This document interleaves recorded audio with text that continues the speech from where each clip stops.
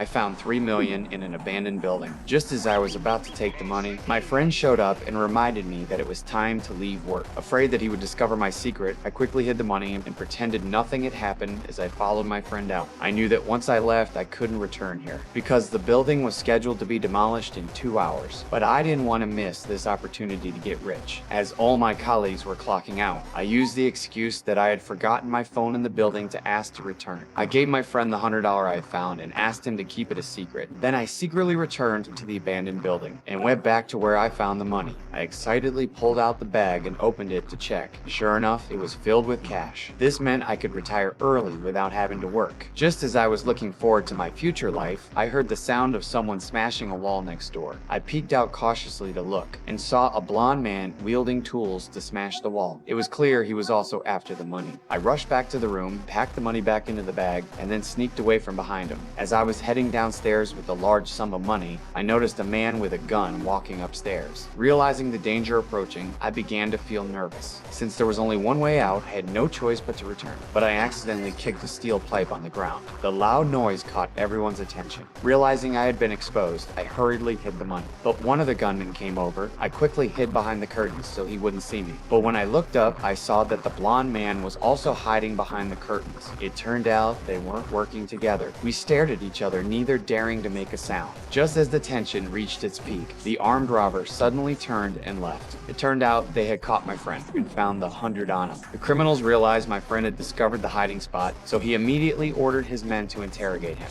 Hearing my friend's agonizing screams made me feel terrible. In the end, I couldn't resist peeking out to see what was happening and saw a scene that would haunt me for the rest of my life.